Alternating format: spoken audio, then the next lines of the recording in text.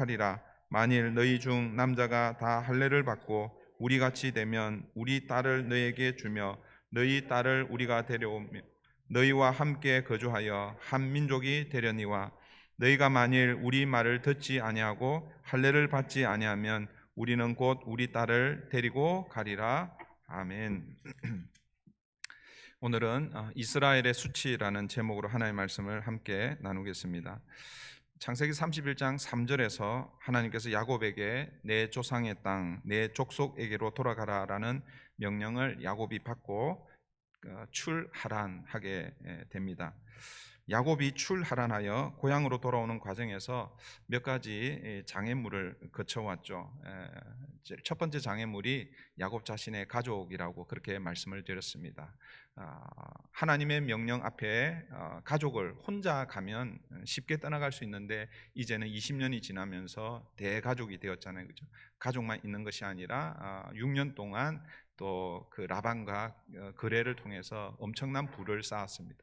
그걸 다 데리고 떠나는다는 것이 쉽지가 않습니다. 가족의 동의가 있어야 됩니다. 그래서 라헬과 레아를 불러놓고 자초지종을 설명을 하고 동의를 얻고 그렇게 떠나가게 되죠. 이렇게 해서 첫 번째 장애물을 극복합니다.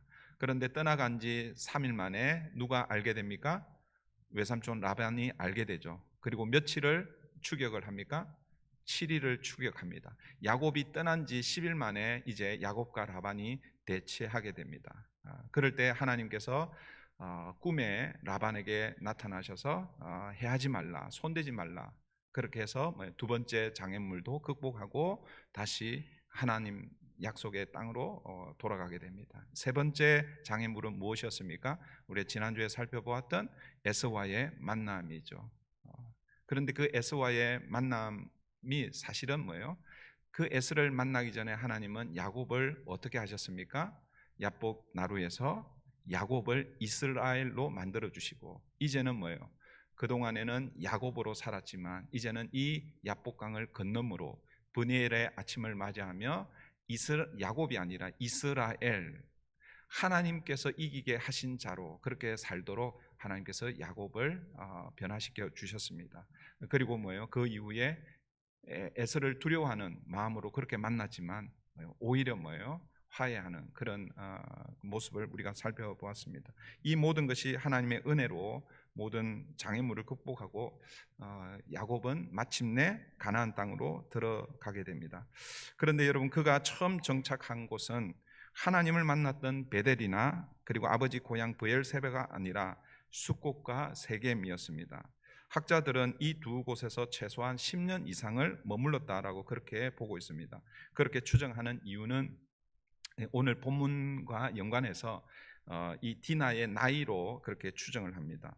여러분, 야곱의 딸 디나가 언제 태어나는가? 여러분, 창세기 30장 20절 21절에 의하면 레아가 그 마지막 이제 자녀를 낳게 됩니다. 그 남자는 아들은 스불론이고 그리고 스불론을 낳고 난 이후에 디나를 낳게 됩니다. 그리고 22절 이후에 보면 하나님께서 라헬을 생각하셔서 아들을 주고 있죠. 그 아들이 누구입니까? 요셉입니다. 그러니까 요셉을 낳았을 때가 언제냐 하면 야곱이 하란에 왔을 때 14년째 되는 해입니다. 그래서 이어지는 말씀을 여러분 유심히 보시면 야곱이 요셉을 얻고 나서 이제 내가 사랑하는 라헬이 아들 낳았기 때문에 이제는 고향으로 돌아가도 되겠다 그렇게 생각하고 고향으로 돌아가려고 그때 고향으로 돌아가려고 합니다. 그 마음이 라반에게 전해졌을 때 라반이 어떻게 합니까? 붙잡죠. 못 가게 하죠. 그렇게 해서 뭐예요? 6년을 더 머물게 되는 것이죠. 그러니까 디나와 요셉은 적어도 디나가 요셉보다 먼저 태어났잖아요, 그죠? 학자들은 아마 같은 해에 태어났을 것이다. 왜냐하면 어머니가 다르기 때문에. 어머니가 디나는 레아고 요셉은 누구의 라헬이기 때문에 같은 해에 태어났든지 아니면 적어도 디나는 요셉보다 먼저 태어났습니다. 그리고 6년을 더 머물고 야곱이 이 하란에 머문 지 20년 되는 해에 이제 출하란하게 되죠. 그리고 숫곳과 세겜에 도착합니다. 그러니까 이 숫곳에 도착했을 때 디나의 나이를 아무리 못 잡아도 몇 살 정도 되는 거예요? 6살 이상 되는 것이죠. 그런데 오늘 그 6살 이상 되고 나서 그 다음에 이제 오늘 본문이 이제 이어지는 것이죠.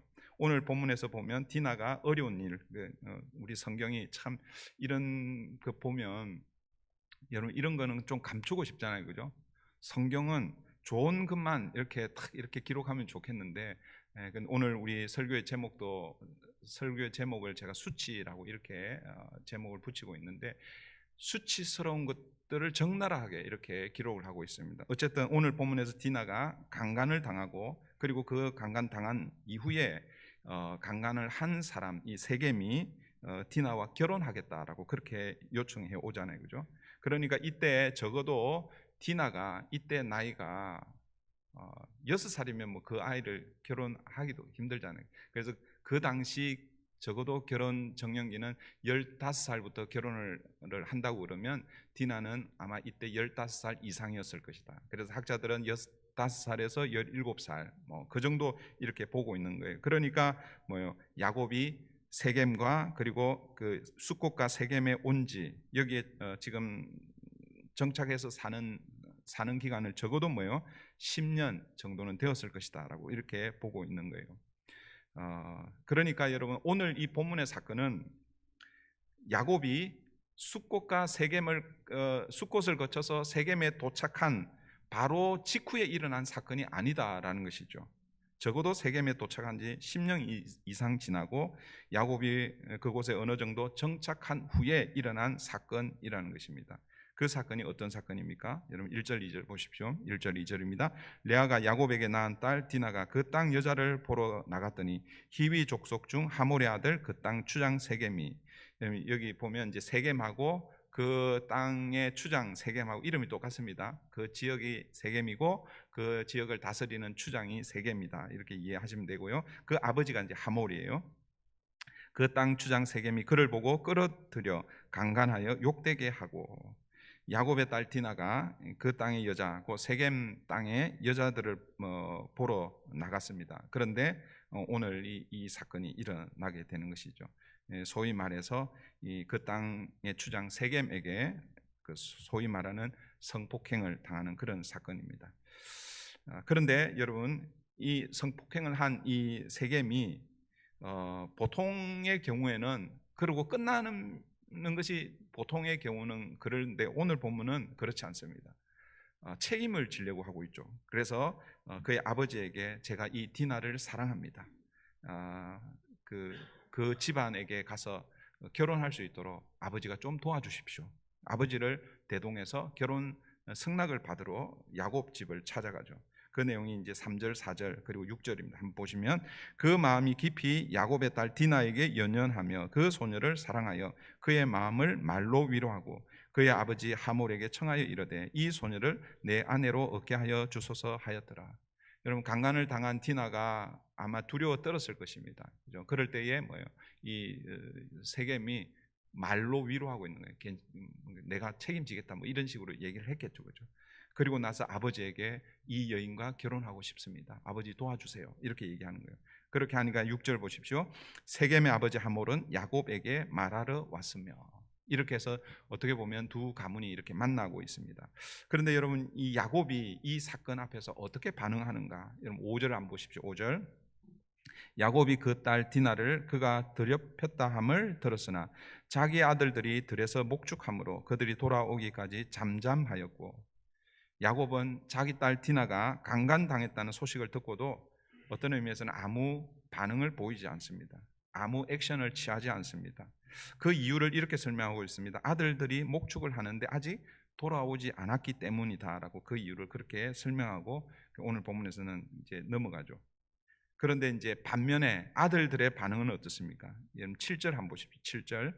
야곱의 아들들은 들에서 이를 듣고 돌아와서 그들 모두가 근심하고 심히 노하였으니 이는 세겜이 야곱의 딸을 강간하여 이스라엘에게 부끄러운 일 곧 행하지 못할 일을 행하였음이더라. 여러분 아들들은 야곱과 달리 근심하고 심히 분노하고 있습니다. 그리고 여러분 이제 이후에 이 말씀 다음 주에 우리가 또 보게 되겠지만 이 하몰과 이 세겜의 말을 듣고 복수를 계획하고 있죠. 하몰의 말이, 하몰과 세겜의 말이 8절부터 12절입니다. 그 8절부터 12절은 쉽게 얘기하면 이거죠. 내 아들이 당신의 딸에게 소위 말해서 몹쓸 짓을 했는데 그렇지만 우리가 책임지겠습니다. 그런 내용들입니다. 그래서 우리가 결혼해서 서로 우리의 아들을 당신의 딸들을 우리에게 주고 우리의 딸들을 당신에게 주고 그렇게 해서 소위 말해서 잘 지내봅시다. 이런 내용들이 쭉 소개가 되고 있죠. 8절부터 12절 조금 길지만 한번 쭉 읽어보겠습니다. 하몰이 그들에게 이르되 내 아들 세겜이 마음으로 너희 딸을 연연하여 하니 원하건대 그를 세겜에게 주 아내로 삼게 하라. 너희가 우리와 통혼하여 너희 딸을 우리에게 주며 우리 딸을 너희가 데려가고 너희가 우리와 함께 거주하되 땅이 너희 앞에 있으니 여기 머물러 매매하며 여기서 기업을 얻으라 하고 세겜도 디나의 아버지와 그의 남자 형제들에게 이르되 나로 너희에게 은혜를 입게 하라. 너희가 내게 말하는 것은 내가 다 주리니 이 소년만 내게 주어 아내가 되게 하라. 아무리 큰 혼수와 예물을 청할지라도 너희가 내게 말한 대로 주리라. 하여튼 사건은 일어났습니다. 불미스러운 사건이 일어났지만 어쨌든 이 하몰과 세겜은 그것을 책임지기 위해서 그렇게 와서 그렇게 하고 있습니다. 그런데 야곱의 아들들이 이 하몰과 세겜의 말을 듣고 사실은 복수를 계획하고 있죠. 그 내용이 13절부터 17절입니다. 또 계속 한번 읽어볼게요. 야곱의 아들들이 세겜과 그의 아버지 하몰에게 속여 대답하였으니 이는 세겜이 그 누이 디나를 더럽혔음이라. 야곱의 아들들이 그들에게 말하되 우리는 그리하지 못하겠노라. 할례 받지 아니한 사람에게 우리 누이를 줄 수 없노니 이는 우리의 수치가 됨이니라. 그런즉 이같이 하면 너희에게 허락하리라. 만일 너희 중 남자가 다 할례를 받고 우리와 같이 되면 우리 딸을 너희에게 주며 너희 딸을 우리가 데려오며 너희와 함께 거주하여 한 민족이 되려니와 너희가 만일 우리 말을 듣지 아니하고 할례를 받지 아니하면 우리는 곧 우리 딸을 데리고 가리라.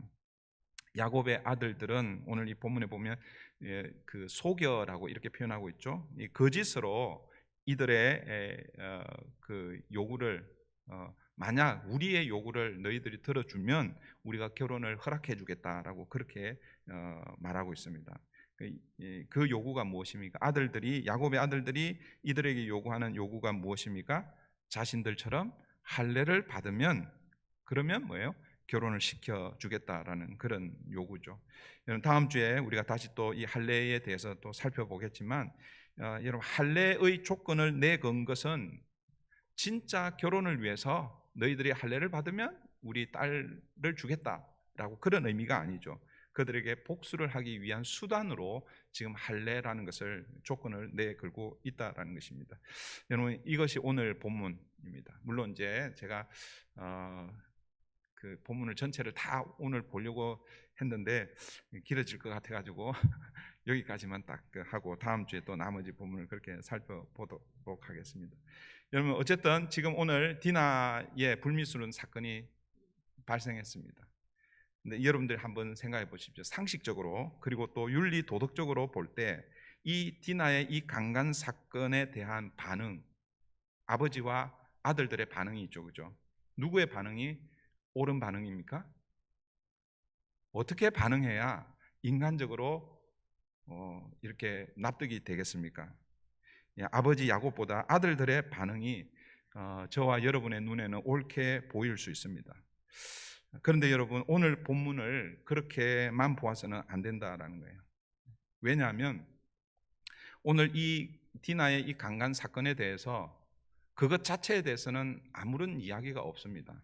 그리고 이제 나중에 앞으로 우리가 살펴보게 되겠지만 창세기 49장에 가면 야곱이 죽기 전에 야곱이 아들들에게 마지막 유언을 하고 그리고 아들들을 축복을 합니다. 여러분 그때 이 일을 주도한 그 아들이 누구냐면 오늘 본문에서는 아들들, 야곱의 아들들이라고 나오지만 창세기 49장에 가면 이 일을 주도한 아들들이 시므온과 레위입니다. 이 시므온과 레위를 위해서 마지막 유언을 하고 다른 아들들에게는 축복을 하는데 그런데 이 두 아들에 대해서는 거의 저주에 가까운 그런 기도를 하고 있다라는 것입니다. 그러므로 여러분 오늘 본문 이 디나의 강간 사건을 우리는 윤리 도덕적 관점으로 해석해서 이 아버지인 이 야곱이 오늘 이 디나의 사건을 자기는 아무 말도 하지 않고 잠잠하였더라고 그렇게 표현하고 있잖아요, 그죠? 사실은 이 가정의 가장은 누구입니까? 야곱이죠, 야곱. 가장으로서의 아무런 책임을 다하지 못하는 이 아버지 야곱을 비난하거나 아니면 아들들의 복수를 그렇지 이렇게 하는 것이 가정을 지키는 당연한 일이지 뭐 그렇게 여러분 오늘 이 본문을 보아서는 안 된다라는 거예요. 물론 우리가 그렇게 해석하고 가정을 잘 세워 가자 뭐 이렇게 할 수도 있습니다. 그러나 여러분 제가 가끔씩 그렇게 말씀드리죠. 오늘 이 본문은 가정을 잘 세워가기 위해서 이 본문을 주신 것이 아니다라는 거예요. 그렇다고 해서 지금 야곱이 잘했다라는 말은 아닙니다. 그러면 오늘 본문을 우리가 어떻게 보아야 하는가? 오늘 본문은 창세기 33장 그 사건과 연결해서 보아야 되고 그리고 결정적으로 창세기 33장 20절 말씀과 관련해서 보아야 합니다. 여러분 창세기 33장 20절 말씀을 보십시오. 거기에 제단을 쌓고 그 이름을 엘 엘로헤 이스라엘이라 불렀더라. 여러분 여기서 거기는 어디입니까? 어디예요? 세겜이잖아요. 세겜, 그죠? 여러분 야곱이 출하란하여 세겜에 도착한 것 자체가 문제가 아닙니다. 지난주에도 제가 말씀드렸지만 여러분 브니엘에서 그 야복 나루 그 하나님과 씨름한 그 자리를 야곱이 브니엘이라고 이렇게 명하잖아요, 그죠? 그 야복 나루 이 브니엘에서 하나님과 씨름을 통해 이제 뭐예요? 야곱이 아니라 이스라엘이라고 하나님께서 새 이름을 주셨어요. 그리고 그 다음에 에서를 만나잖아요, 그죠? 에서를 만나고 나서 에서가 어디로 가자 그랬습니까? 내가 머무는 세일로 가자 그렇게 얘기합니다. 그런데 야곱이 거절하잖아요, 그죠? 거절하고 어디로 갑니까? 하나님이 약속하신 땅으로 가려고 거절하고 가는데 그 다음에 간 곳이 어디냐면 숫곳과 세겜입니다. 그러니까 지난주에 제가 말씀드린 대로 숫곳과 세겜은요 출하란한 야곱이 베델로 올라가기 위해서 반드시 거쳐야 할 곳이다라고 그렇게 말씀을 드렸습니다. 그래서 여러분 나중에 우리 출애굽기에 가면 13장 출애굽 12장 이후에 그 10번째 아들 장자 재앙 이후에 이제 13장에 출애굽합니다. 출애굽할 때 람셋에서 출발하거든요. 람셋에서 출발하여서 제일 먼저 도착한 곳이 어디냐면 거기가 어딜까요? 거기가 숫곳입니다. 숫곳. 장소는 다르지만 뭐예요? 이름은 똑같은 숫곳이라는 거예요. 그러니까 출하란은 제가 계속 말씀드렸잖아요, 그죠? 출하란은 출애굽의 그림자, 어떻게 보면 미리 보여주는 상징적인 의미이고 출하란을 완전히 했다라는 것을 보여주는 장소가 어디냐면 그곳이 바로 숫곳이다라는 거예요. 그런 의미에서 이스라엘 백성들이 애굽에서 출애굽했다라는 완전히 이제는 애굽에서 벗어났다라는 것을 보여주는 상징적인 장소가 어디냐면 거기가 바로 숫곳이라는 것이에요. 그래서 숫곳을 거쳐서 어디로 가는 거예요? 세겜을 가는 거예요. 세겜. 그러니까 이 숫곳과 이 세겜은 야곱이 가서는 안 되는 장소가 아니라 하나님이 약속하신 베델로 올라가기 위해서 반드시 거쳐가야 할 곳입니다. 그래서 여러분 지난주 우리가 18절 볼 때에 그때 뭐 제가 많이 강조는 하지는 않았지만 여러분 18절 말씀을 한번 보세요. 18절 야곱이 밧단 아람에서부터 이 밧단 아람이 하란이라고 그랬잖아요, 그죠? 밧단 아람은 오늘 우리를 얘기하면 캘리포니아 캘리포니아 너무 큰가? 캘리포니아 너무 큰 것 같아요. 뭐 LA 그러면은 우리 이쪽 동네 하여튼 여기 뭐 코비나라고 하면 코비나가 밧단 아람이라고 그러면 코비나의 샌디마스가 하란이라고 이렇게 그러니까 뭐예요? 밧단 아람은 좀 더 큰 지역이고 그다음에 그 밧단 아람 안에 있는 조그마한 도시가 하란이다 이렇게 보시면 됩니다. 근데 어쨌든 야곱이 밧단 아람에서부터 출발해서 잘 보세요. 평안히 가나안 땅 세겜 성읍에 이르러 그 성읍 앞에 장막을 치고 밧단 아람 거기 하란에서 출하란에서 지금 어디에 도착한 거예요? 가나안 땅 세겜에 도착하고 있습니다. 그런데 여러분 그 설명을 오늘 말씀은 지난주 본문의 말씀은 어떻게 표현하고 있습니까? 그 밧단 아람에서 출하란하여 가나안 땅 세겜에 이른 이 과정을 어떻게 표현하고 있다고요? 평안이라고 그렇게 말씀하고 있다라는 거예요. 여러분, 이 말씀은 야곱이 하나님의 언약, 하나님의 말씀을 따라 하란에서 출발해서 세겜까지 어떻게 해요? 평안이 왔다라는 그런 의미입니다. 여러분, 나중에 여러분 야곱이 그 애굽에 이제 들어가잖아요, 그죠? 애굽에 들어가서 그 요셉이 아버지 그 애굽의 바로 왕 인사하시죠, 이렇게 하면서 야곱을 데리고 이제 바로 왕 앞에 서잖아요. 그런데 바로가 그 야곱에게 나이를 묻잖아요. 나이가 어떻게 되느냐고 이렇게 물으니까 야곱이 뭐라고 대답합니까? 야곱이 이렇게 얘기합니다. 저 지금 제 나이가 130인데 그런데 지난 세월을 돌아보니까 험악한 세월을 보냈습니다라고 이렇게 대답합니다. 여러분, 야곱의 인생은요 험악한 세월이었습니다. 그런데 유일하게 야곱의 인생에서 평안이라는 이 단어가 유일하게 등장하는 곳이 바로 지난주 본문이라는 거예요. 바단 하람 출하란 해서 지금 하나님께서 약속하신 이 가나안 땅, 물론 거기는 세겜이긴 하지만 여기까지 오는 그 여정을 평안이라고 그렇게 표현하고 있다라는 것입니다. 그러니까 여러분, 야곱이 세겜에 이른 것은 하나님의 언약을 따라서 하나님의 뜻에 이끌려 왔다라는 것을 알 수 있습니다. 그리고 거기에 무엇을 쌓았습니까? 단을 쌓았잖아요, 그렇죠? 그리고 그 단 이름을 무엇이라고 불렀습니까? 엘 엘로헤 이스라엘. 여러분, 좀 어려울 수 있죠, 그죠? 엘 엘로헤 이스라엘, 무슨 뜻이라고 그랬어요? 하나님, 이스라엘의 하나님이라는 그런 뜻입니다. 이걸 여러분 그냥 문자적으로 하나님, 이스라엘의 하나님 이렇게 이제 우리가 기억을 하겠지만, 이걸 여러분 좀 풀어서 보면 왜 야곱이 세겜에 도착해서 거기 하나님 앞에 단을 쌓고 예배하면서 그 단 이름을 엘로헤 이스라엘이라고 이렇게 불렀을까요? 이 말을 좀 이제 풀었으면 이런 거죠. 단을 쌓으면서 아마 이런 마음으로 단을 쌓았을 것입니다. 하나님, 제가 이전까지는 야곱으로 살았습니다. 야곱으로 살았다는 것은 뭐예요? 속이는 자, 자기 꾀를 가지고 최선을 다해서 그렇게 살은 것이죠. 그런 나를 하나님께서 어떻게 만들어 주셨어요? 이스라엘이라고 계명해 주셨잖아요. 그러니까 그 세겜에 단을 쌓으면서 하나님, 저 이제는 야곱으로 살지 않고 이스라엘로 살겠습니다. 하나님, 당신은 그 이전에는 야곱의 하나님이었겠지만 이제는 이스라엘의 하나님이라고 그렇게 부르고 싶습니다. 그런 마음으로 아마 단을 쌓았을 것입니다. 그리고 하나님 입장에서 보면 하나님께서 브니엘 그 야복 나루 그 전까지는 하나님께서 야곱을 야곱으로 인도하셨습니다. 그런데 이 브니엘 사건을 통해서 야복 나루 그 씨름을 통해서 하나님은 이제 야곱, 너는 이제는 더 이상 너 힘으로, 너의 꾀로, 네 힘으로 사는 것이 아니라 내가 너에게 이김을 주는, 약속을 주는 내 언약대로 너는 이스라엘로 살아야 돼. 내가 이제는 앞으로 이스라엘로 너를 인도할 거야. 그런 마음이었을 것입니다.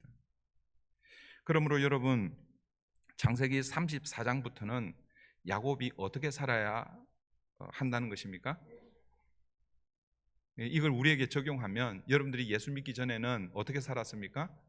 예수 믿기 이전에 여러분의 이 옛 본성을 붙들고 살았단 말이에요. 그런데 예수님을 믿는 순간, 예수님을 믿는다는 것은 예수님을 나의 구세주, 나를 구원하실 구세주, 그리고 이제는 내 인생의 주인이 예수님이십니다 라는 고백이 예수님을 믿는다는 거예요. 그러니까 그 전까지는 내가 주인이 돼서 내 마음대로 내가 원하는 대로 야곱처럼 그렇게 살았는데, 예수님을 믿고 세례를 받는다는 것은 이제는 내 인생의 주인이 내가 아니라 하나님이십니다. 주님 당신이십니다. 이제는 뭐예요? 하나님의 자녀로 살겠습니다 라는 다짐과 결단이 예수를 믿는다는 것이고 세례를 받는다는 그런 의미입니다. 그러니까 여러분, 예수를 믿고 나서는 어떻게 살아야 되는 거예요?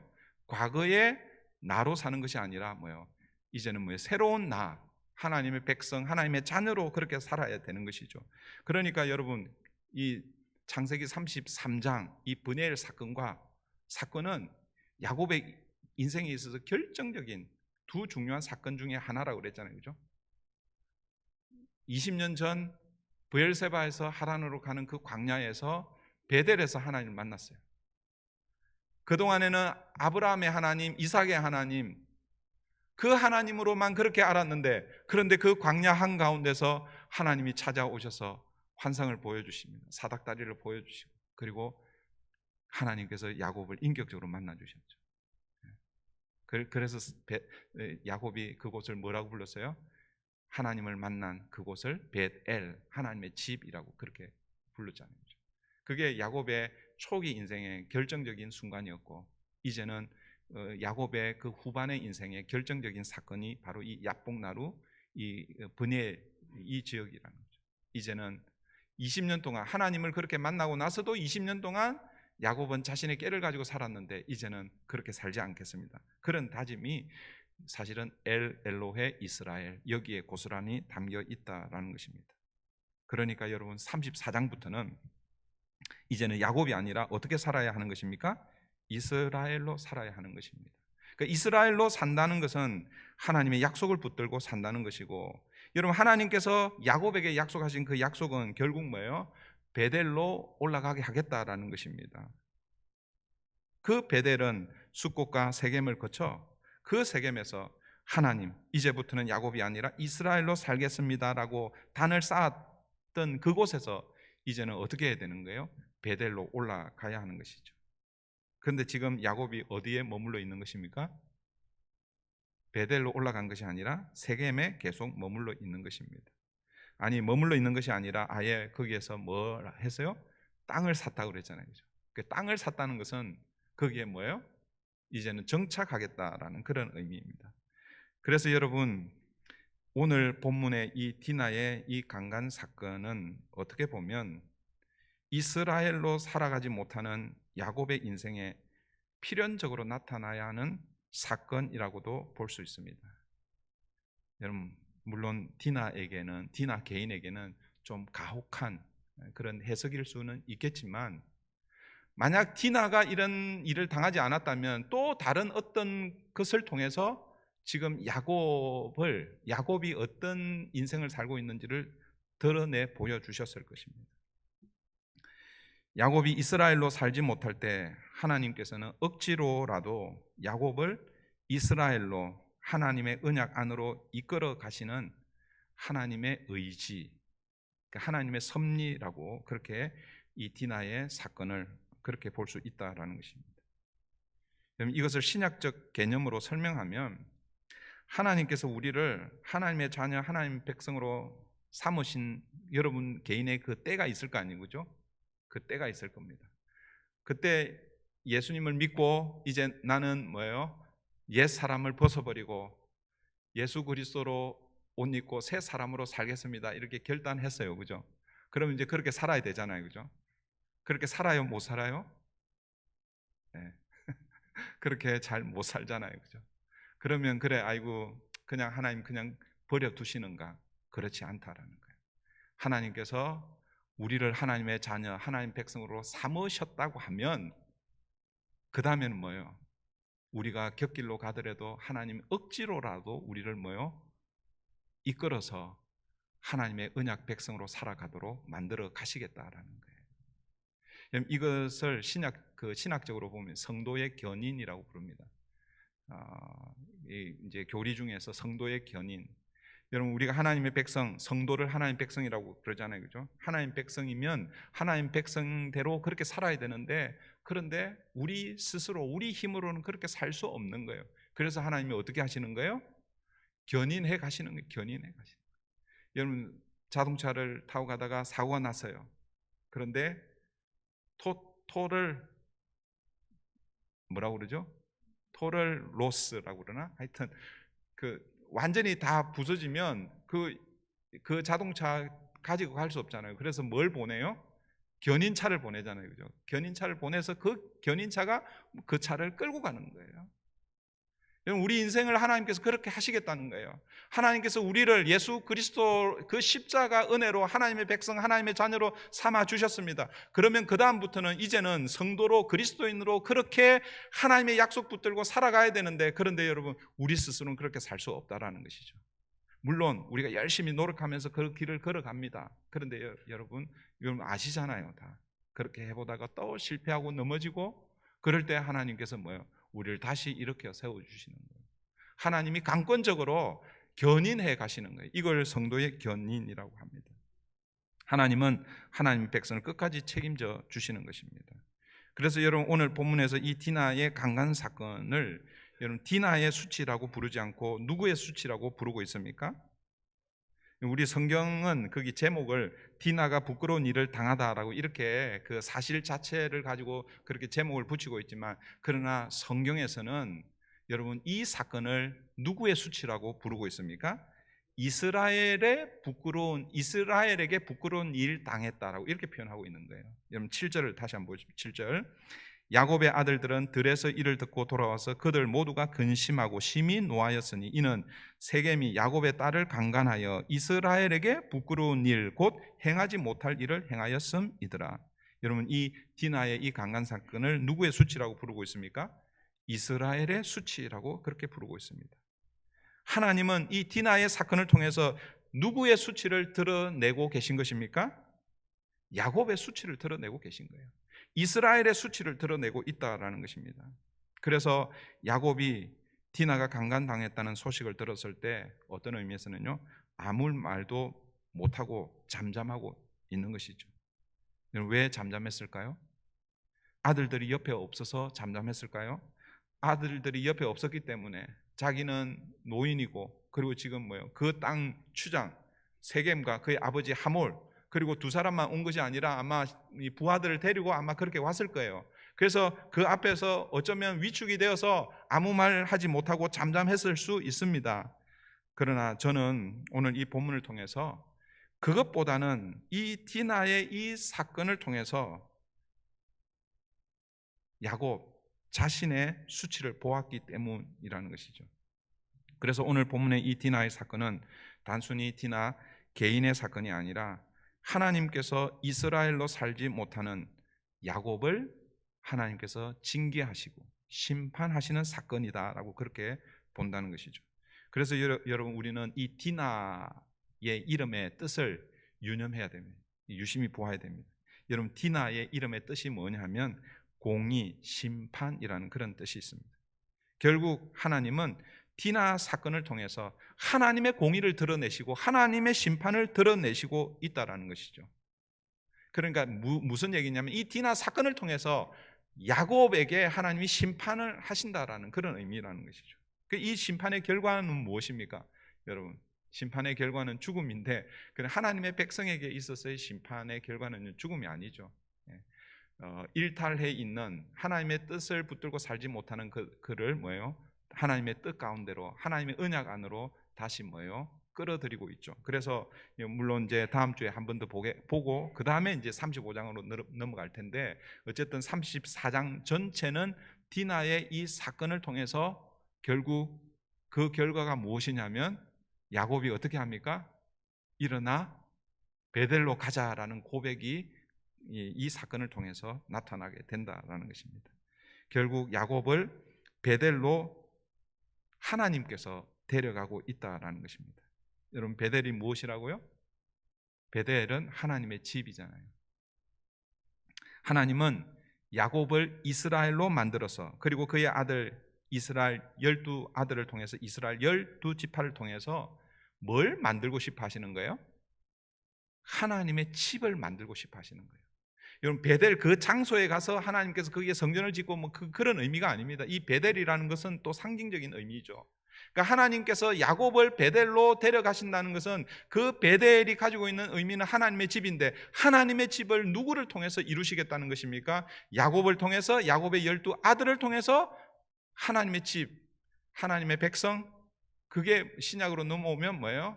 예수 그리스도를 통해서 하나님의 백성 삼으시겠다라는 거예요. 그런 의미에서 야곱이 베델로 가는 것이 중요한데 그런데 지금 야곱이 세겜을 거쳐 숫곳을 거쳐 세겜에 거기에 머물면서 이제 하나님 제가 야곱으로 살지 않고 이스라엘로 살겠습니다. 하나님의 언약에 이끌리는 삶을 살겠습니다. 그렇게 결단하고 결심했다면 그 다음에 어디로 가야 되는 거예요? 베델로 가야 되는데, 그런데 야곱이 베델로 가지 않고 어디에 머물러 있는 거예요? 세겜에 머물러 있는 거예요. 그러니까 하나님이 어떤 의미에서는 한 10년 정도 참으신 거예요. 그런데 전혀 움직일 생각을 하지 않고 오히려 거기에 땅을 사고 더 집을 견고하게 짓고, 그리고 거기에 정착하려고 하니까 하나님께서 어떻게 하시는 거예요? 야곱을 흔드시고 계신 것이죠. 무슨 사건을 통해서? 디나의 이 사건을 통해서. 그래서 그 디나가 강간당한 그 모습을 보면서 야곱은 뭘 깨닫는 거예요? 지금 내가 하나님의 언약 백성으로 살지 못하고 지금 세겜이라는 이 세상에 머물러 있는 자신의 모습을 보게 하는 것이죠. 여러분, 이게 사실은 이스라엘 야곱의 수치입니다. 자기 딸 디나가 강간당한 그것이 수치가 아니라 언약의 백성으로서 하나님의 말씀을 붙들고 살지 못하는 그 자신을 디나의 사건을 통해서 조명받은, 그게 야곱의 수치라는 것입니다. 여러분, 하나님은 야곱을 통해서 하나님의 집을 세워가기를 원하셨습니다. 여러분, 이것이 야곱에게 주신 하나님의 언약이죠. 그런데 야곱은 그 하나님의 언약을 잊어버리고 살고 있는 것이죠. 사랑하는 성도 여러분, 이제 말씀을 맺겠습니다.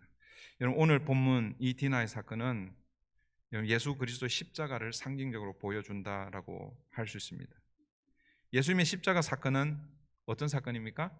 우리를 구원하시는 하나님의 은혜의 사건이죠. 그런데 여러분, 예수님에게 그 십자가 그 사건은 수치스럽고 부끄러운 사건입니다. 그래서 유대인들이요, 그 예수라는 청년이 십자가 달렸을 때 그걸 보고 뭐라고 얘기했습니까? 하나님의 저주를 받았다라고 그렇게 불렀잖아요. 그죠?